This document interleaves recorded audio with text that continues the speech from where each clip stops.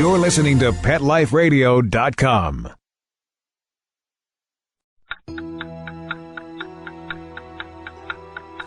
It's 11 o'clock at night.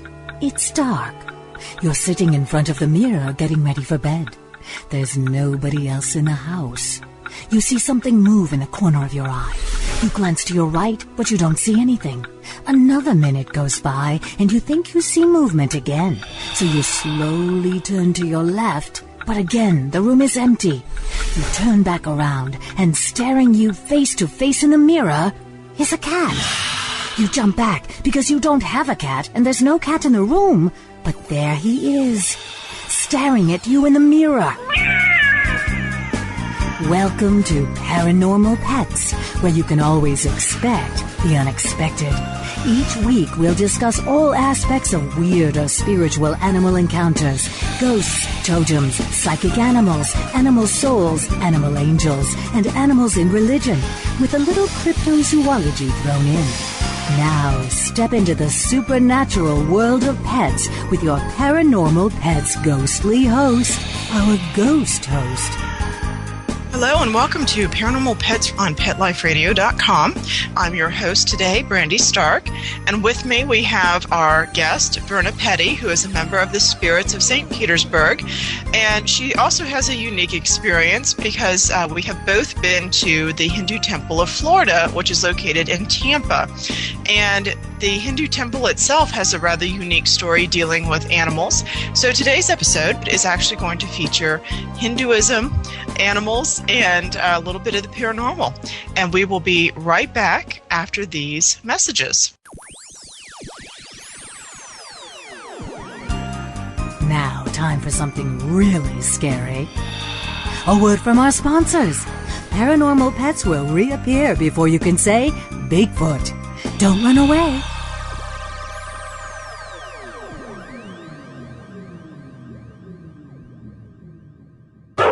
It's time for school for you and your friends, your furry best friends. Train your dog the fun and easy way with Teacher's Pet Sessions. Teacher's Pet host Pia Silvani teaches you step-by-step how to train your dog the fun and easy way. You get 8 30-minute live audio training sessions, complete transcripts of each session, plus a basic training manual to get you and your dog off to a great start.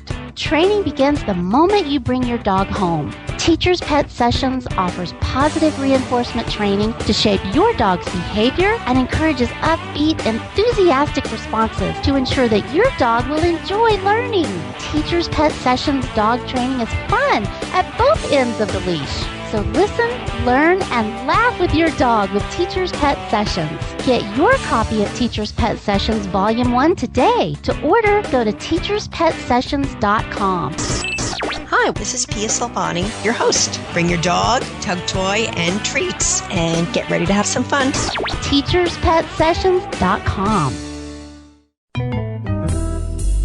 Want to know what cats like to eat for breakfast? Mice Krispies, of course. Learn everything there is to know about cats on Catitude with your host, Tom Dock. Each week, we'll spotlight a cool cat breed, give up-to-date advice on cat health, and check out spiffy new cat products. So curl up on the couch every week for a perfectly enjoyable time on Catitude. Every week on demand, only on PetLifeRadio.com.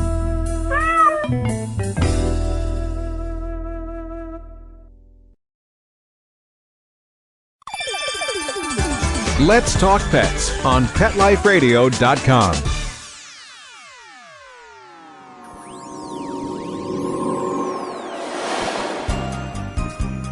Did you hear that? Our commercials have mysteriously disappeared. Paranormal Pets is back with our haunted host, our ghost host. Okay, we're back. Verna, welcome to the show. How are you today? Oh, I'm doing great. How are you? We're doing all right. Just to give the folks a little bit of your background, you are definitely a member of the Spirits of St. Petersburg, and in fact, you are the co-vice president, which is always an exceptional challenge, I know. And you yourself come from an information technology background with Gateway, and you also worked with Lockheed Martin, so you've got a lot of tech in your background. before you were here in Florida, you were the assistant director in another paranormal team called the Ghost Research Society of Tidewater, Virginia. And you actually co-ran that group with another one of our guests, Sue Fowler. You investigated a lot of the public and private places up there, and then you came to Florida, and now you're doing a lot of the public and private investigations of the paranormal down here. And, of course, we have something even more unique with the Hindu temple, which doesn't necessarily run in with the ghostly, but certainly has a little bit of the supernatural in it. So I wanted to thank you so much for being with us today and for working with us on the whole notion of Hinduism and animals. But let me just see if there's anything else that you'd like to add to your introduction. Oh, well, I think you did a wonderful job, and I just wanted to thank you for having me. I find this to be a very interesting topic, so I hope we can benefit from it today. I hope so.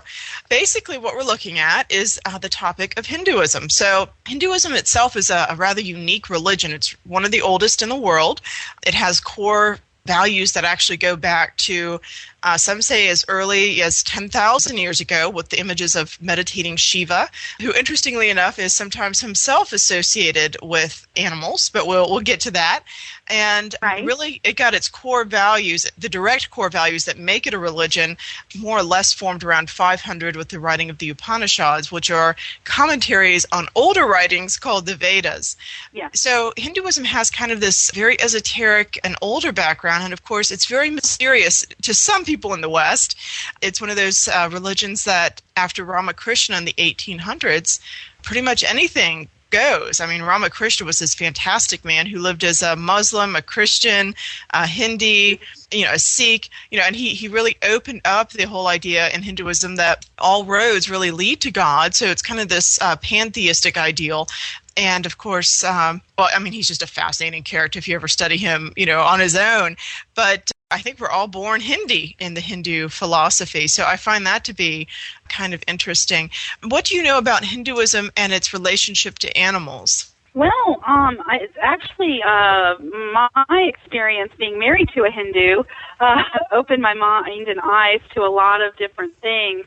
I know that basically, in Hinduism, animals play a large role in their, basic worship and with myths and legends, and they're used as decorative art, temple architecture, all kinds of things. So there's a lot involved, with Hinduism and animals. So I can start anywhere if you'd like me to. I'm not sure. Let's start with the concept of ahimsa, which is a very popular one right now. And, well, actually, not just right now. It's been there in Hinduism. What is ahimsa in Hinduism, and how does that relate to animals? Well, basically without violence or nonviolence. And basically, I guess you could say with their philosophy, it's an integral aspect of social, ethical, and I think you could also say spiritual practices. Mm-hmm. And basically the way you look at it is that, like non-injury to all beings, not causing pain and suffering to others, and that includes animals. I guess that's what we're talking about today.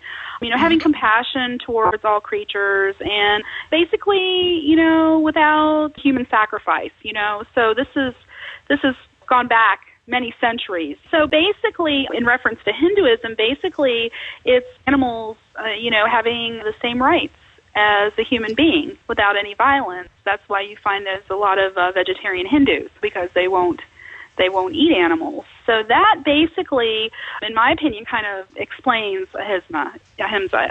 I was going to say I had the wonderful experience of going to India and being able to experience that firsthand. Animals do run free there. You will see cows all over the road, dogs. Everything is live and let live. They coexist together. Excellent. And I also understand that Hinduism believes in something called the Atman, or soul, and that the soul extends not only to humans but also to animals. Is that correct? Oh, yes, that is very correct. They do believe that. Yes, they do. As with Buddhism, that also ties into reincarnation, right? Right, and that's what I was just going to say. It's kind of like the different levels. It's like the lowest level and the human being being the highest. So you kind of have to go through these levels, I guess you could say. I believe with animals that animals have the Atman, but they lack reason, and sometimes something called, it's chit, C-H-I-T, but that consciousness that God gives to humankind, that reason that tells us right from wrong. Yeah. And then Right. the other major thing is a strong language. I mean, animals communicate. Yes, that is correct, that they do believe that they are able to communicate with each other. That's a very fascinating thing because, like, with a lot of different cultures and ideologies, they don't really see it that way. Exactly. That's why I think Hinduism may be a little bit ahead of the West in some regards, with the idea that animals do have a soul or spiritual presence, and at least have, basic intellectual qualities that you don't find. They're not human qualities, granted, and I think almost universally find that as not, an unaccepted idea, but that on a spiritual level, they're definitely present, and that humankind can actually become an animal and evolve out of animals. Yes, that is correct. That is how they focus on this, and that's why they feel that killing, a living being interferes with its destiny, the spiritual progression, so you don't want to mess that up. Exactly. And I think even on the ghostly realm in Hinduism, as I recall, if somebody dies prematurely, if they die before their time is up, they can also become a ghost trapped on this plane until their time is up, and so I would imagine it'd be interesting if the same thing would happen to animals. True. Our main focus today was the Hindu temple of Florida, and both of us have been there.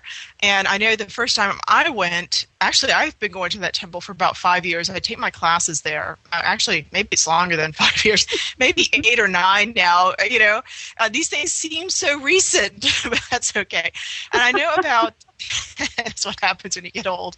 But I know about 6 months ago, I was actually waiting in between classes, and I was talking to Dr. Sastry, and we'll play a clip from him. And all of a sudden, I kept hearing this pounding sound, this fluttering and pounding out. They have some glass doors outside these doors, and I, of course, being a paranormal investigator, my first question is that a ghost?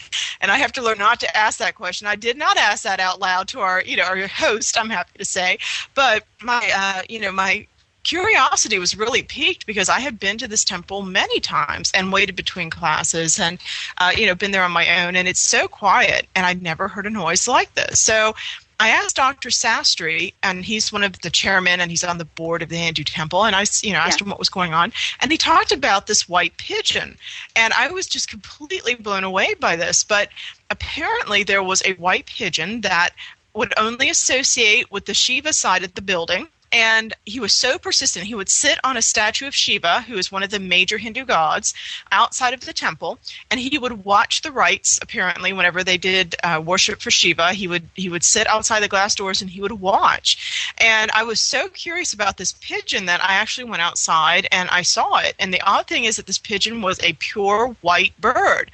And I'm thinking, well, it was almost like a big dove, actually. And I thought how odd that was, that not only did they have a bird that was associated with Shiva, and Dr. Sastry said that mythologically, the religious aspect shows that the bird, the pigeon, and Shiva are related, but that it was pure white, and it was right there, right outside the building. I mean, it was one of the most eerie coincidences, or eerie religious aspects. I mean, the skeptic will always be there, but I don't think it was a coincidence. I think there was definitely the religious grounding for this. But and this bird was so friendly, and I would look at it and it would come out. They had actually put a nest up for it because it was so persistent and sitting on that statue that they put a basket out for it so that it wouldn't mess up the statue. And he just stayed in that statue and in that basket. And when I looked at him, or if I talked to him, he would look back and he would get out of the basket and he'd kind of preen himself a little bit. And I remember as we went around the temple, at one point he kind of flew to the front corner over another of the Shiva family gods. And of course, he's outside, but it was the front of the temple, and he was still watching the class, and he was preening, and he was very proud of himself. And I was just fascinated with that. It gets even more interesting because I asked Dr. Sastry a little bit about the mythology. Why is the pigeon so significant to Shiva? And his response was that there was a couple of stories associated with Shiva and the pigeon. And I ended up doing some research, and I discovered one of them. I found two, but the one that I really love is this one. Shiva and his wife Parvati were talking one day, and Parvati wanted to know the secret of creation. So Shiva agreed to tell her after she asked several times.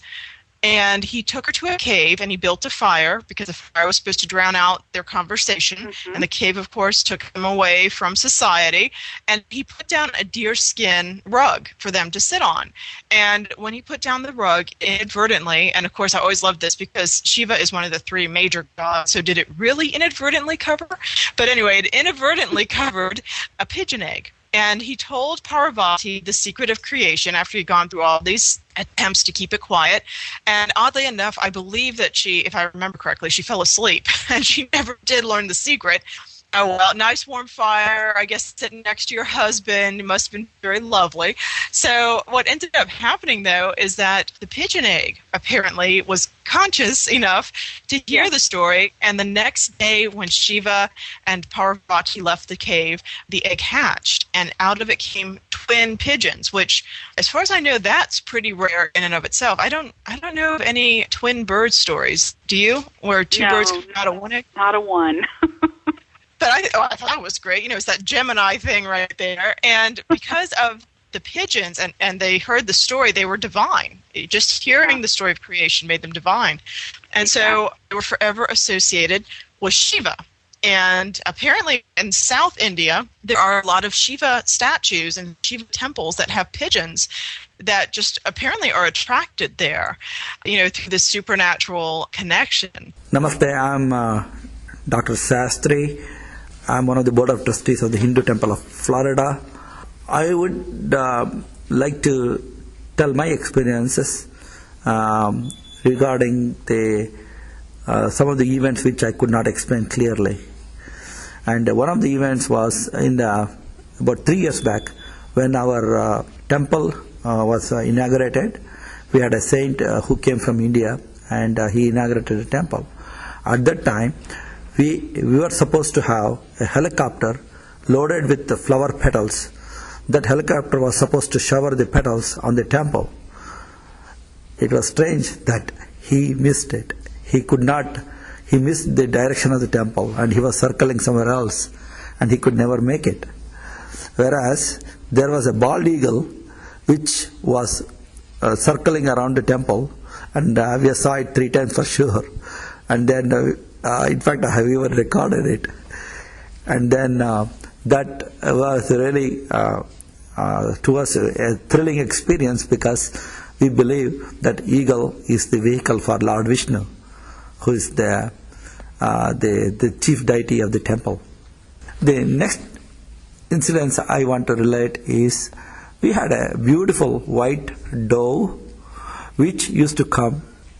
And on Mondays when we were praying the Lord Shiva, and it used to always sit and look at the deities and also the devotees who are doing this constantly. In fact, it used to sit on top of the Shiva's idol. And it happened for about 4 weeks or so. And in fact, we had put a small basket for it to sleep there.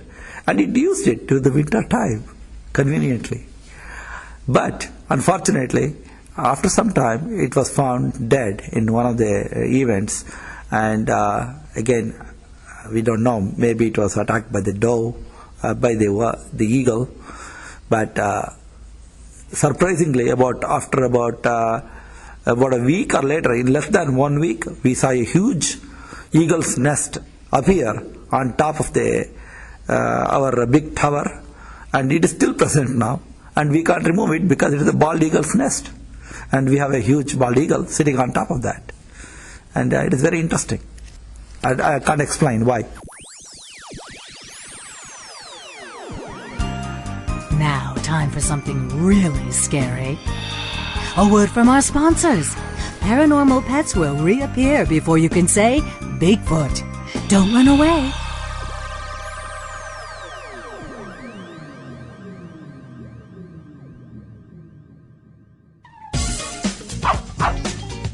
Give your dog some thought with Dog Thoughts. It's the iPhone application that everyone's talking about. Hey, what do you think of this? A man in Davis, California says he's invented an application for the iPhone that claims it can read your dog's mind. Huh? No, it's true.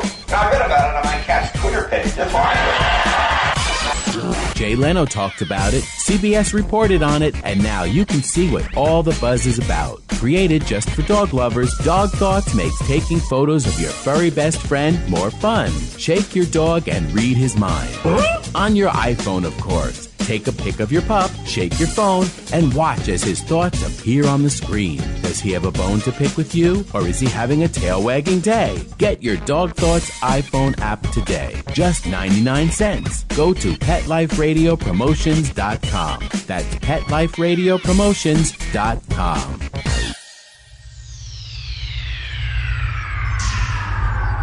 Greetings, human. What planet am I on? Welcome to Pet Planet. Here's a copy of Pet Planet Magazine, Florida's most informative and fun pet resource magazine. It features heartwarming stories and informative articles from local and national pet experts. Excellent. Pet Planet Magazine offers Operation Planet Rescue, helping rescued pets find new homes. And it's available at 500 locations in South and Central Florida and 24/7 on the internet at PetPlanetMagazine.com. If you're out and about with your pet, you may be featured in Paparazzi, candid pictures of you and your pet. For up-to-date pet-friendly events, activities, and pet-related services and products, Pet Planet Magazine is your final destination. I shall take this magazine home with me. Back to your home planet? No, to my condo in Boca.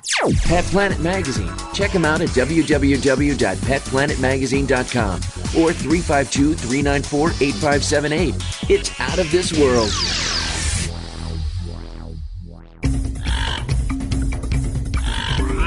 Join us every week on Wings and Things, where you'll find real answers to real questions about everything you want to know about pet birds. Care, feeding, bird products, travel, and more. Everything to make your frequent flyer a happy camper. From parrots to parakeets, cockatiels to cockatoos, you'll have a bird's eye view of everything there is to know about your fun, feathered friends. We're your hosts, Barbara Heinrich from Good Birding and Robin Schwokas from the Leather Elves. How do I learn more about my parrots? Spread your wings and get ready to fly. Wings and Things, only on PetLifeRadio.com. Let's talk pets. Let's talk pets On Pet Life Radio. Pet Life Radio. PetLifeRadio.com.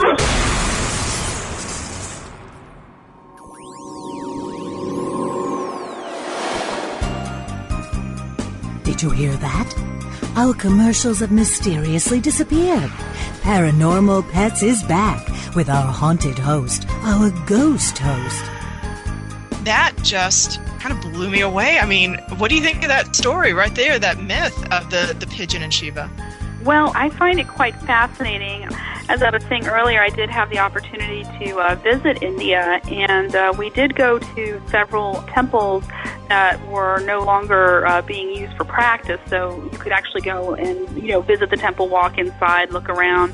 And yes, this is true. My husband is from South India, and now recalling, I actually have some photographs where there are pigeons, and it's kind of ironic because when I heard this story and actually saw the basket, because we do attend the temple there, that it was quite fascinating, and it's coincidental with this, with the myth, the story. And then all of a sudden this pigeon shows up at a Hindu temple, you know what I mean, and hanging around the statues. So it's almost, yes, it kind of falters on the supernatural there, because is there a connection there? Spiritual, religious, what's happening? And the bird continued to stay there. And so to me, it's quite fascinating that here we have a myth that's probably very old. Here we are in the U.S., there's a Hindu temple, and in the middle of Florida somewhere, and this bird shows up. And so I think it's quite fascinating, the intricacies there, because, with Hinduism, like we talked, animals are very much a part. And that being said, Shiva and the pigeon, and the story that this pigeon has decided to basically make its home there. So I think there's some correlation. I really do believe that. Well, and I know I visited the temple a couple of times in between, and it was still there. It voluntarily stayed. Yes, you're correct. I understand that I think we're actually feeding. I think help keeping the pigeon maintained, making it comfortable. Yes. And which I just thought was great. And I know the last time I was there, I was a little disappointed because I called ahead and I asked about the pigeon. And I was told that the pigeon was found dead. And it broke my heart because he was the sweetest bird. I swear, he really was. But the irony is that the temple was now hosting a new bird. And they thought perhaps, they're not sure, they don't know what got the pigeon, but they thought perhaps that this new bird might have been the one to kill the pigeon. And the irony is that the other bird that was hanging out there was the eagle. And the eagle is what's known as an avatar or a vehicle for Vishnu. And Vishnu is the other really strong main god that's worshipped in Hinduism. You have the Hindu trinity of Brahma, Vishnu, and Shiva. There we go.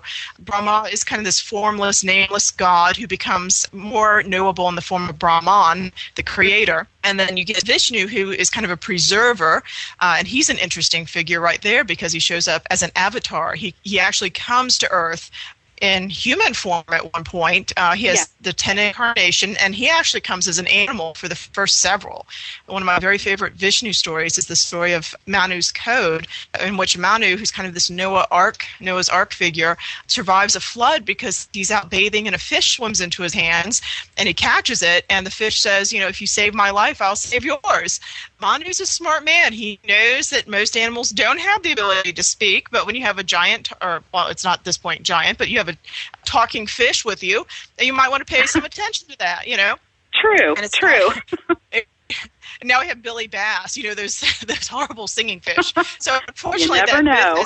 He kept the fish in a bowl, essentially, in his house. And it grew too big, and he put it in a pond, and it grew too big, and he put it in the ocean. And when it hit the ocean, it said, okay, it's time to build your raft, buddy, because the world's going to flood. And, as this fish, Vishnu actually towed Manu to safety, towed him interestingly enough, to a mountain, and saved his life. And so Vishnu has this association with, he goes from the fish, and then he's a tortoise and a boar, and then he even shows up as a man-lion, half man, half lion in one instance. Then he's a pygmy, and then he goes from the pygmy to, various human incarnations. Rama with the axe, Rama, you end up with Krishna, even Buddha, which I think that's a great tie-in. In Hinduism, everybody's Hindi, including the Buddhists.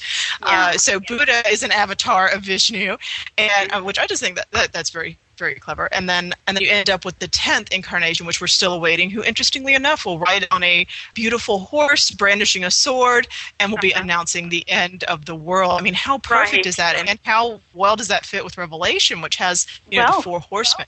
Yeah, it does. It does parallel that, very much so. Absolutely. And then you end up with the Shiva character, and Shiva is the destroyer, but he's not. Everybody thinks, Shiva's this fearful character. He can be, but he's also the god, and this is why I like him too. He's the god of gurus or teachers. He learned meditation. So he knows the meditation. His son created the sacred syllable, the Om, and he also has incarnations that he takes to save the world, because he's not just a destroyer of the world, but he destroys evil or the things that hold us back.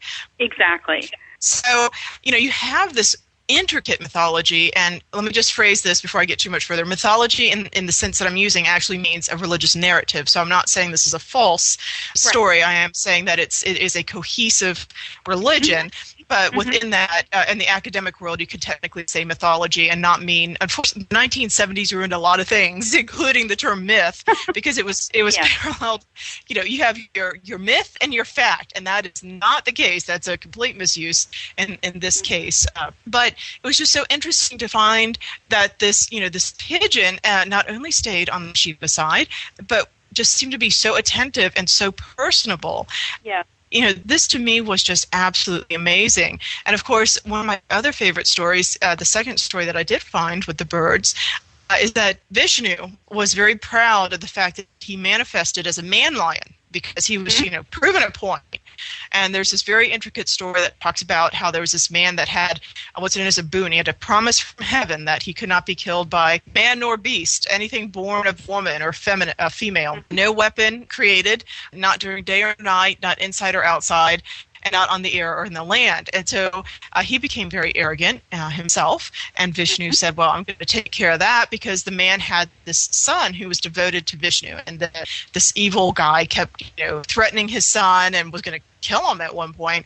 And his son was so pious and so devoted that the father was enraged, and he said, "Well, where is your God?" He hit his fist against a column, and that birthed this man lion. Exactly. Yep. So he was a man and an animal, and he was not born of human. He had claws. He fought the guy, dragged him to a doorway, put him on his lap, waited for dusk, and then killed him.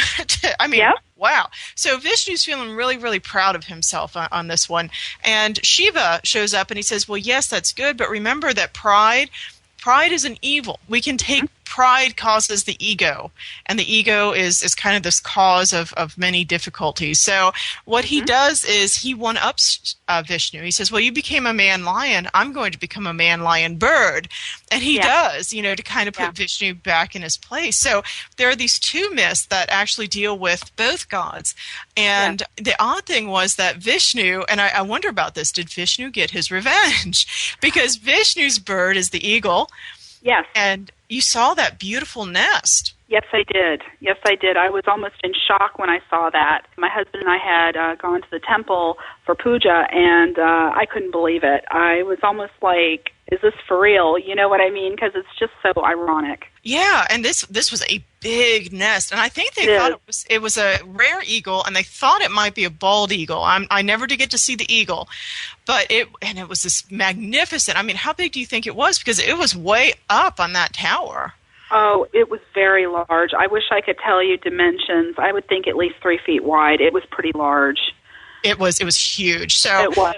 And the irony is, if that eagle actually killed the pigeon, how do you interpret that? Was that Vishnu getting his revenge? I don't know. It could be. I've read some stories about that, too, where it happened that way. You know what I mean?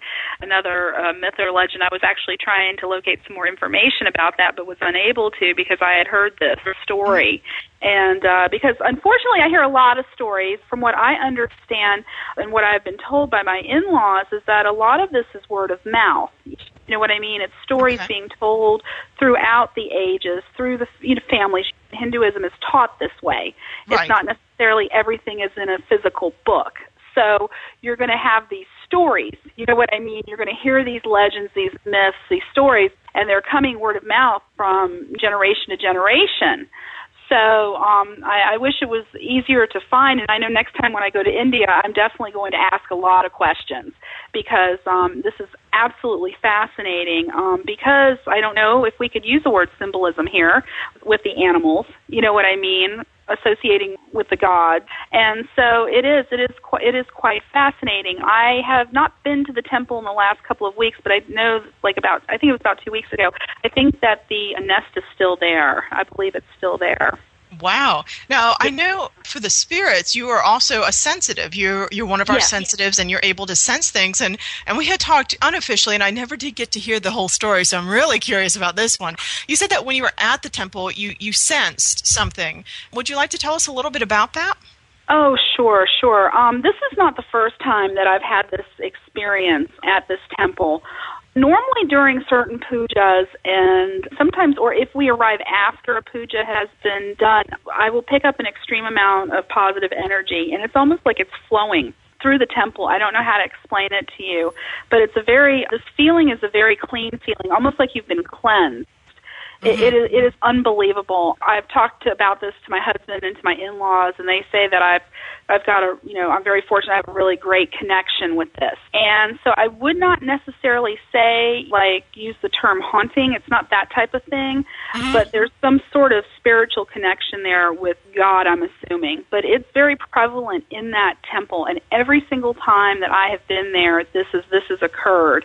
And when I leave there, I feel a lot better. Excellent. Yeah, it's amazing.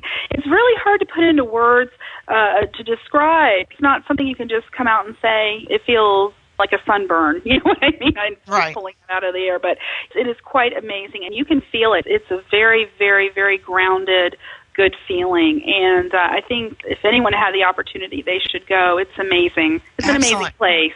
Yeah. And that might even explain the attraction it has to animals. As I said, it's been there for, I believe, at least 10 years, if not longer. I remember when it was a one-story building before they made it into this big elaborate building. And it would explain why they are now starting to get, these animal interactions. And maybe the Tampa Bay area is integrating to the temple, and the temple is integrating to the Tampa Bay area. Maybe there is that connection that has begun, but it is just fantastic. But I wanted to thank you so much for being on the show with me today, despite our on and off technical difficulties. We made it.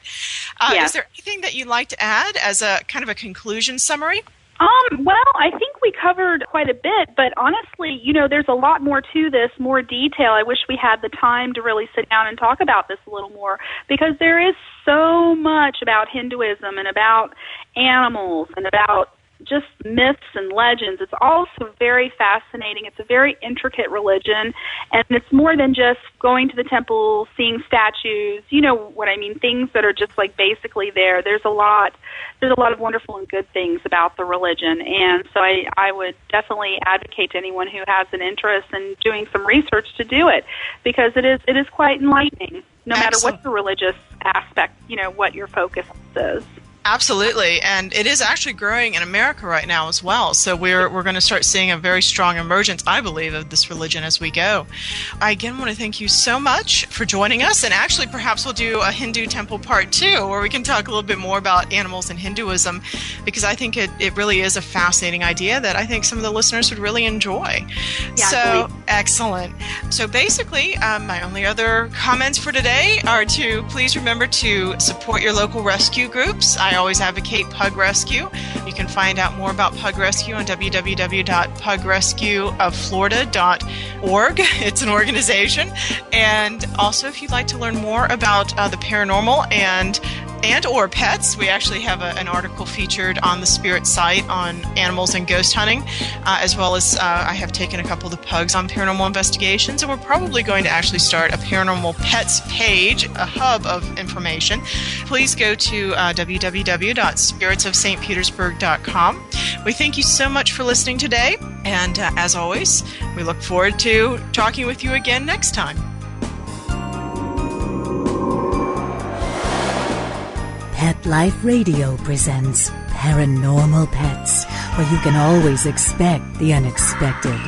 Each week we'll discuss all aspects of weird or spiritual animal encounters, ghosts, totems, psychic animals, animal souls, animal angels, and animals in religion, with a little cryptozoology thrown in.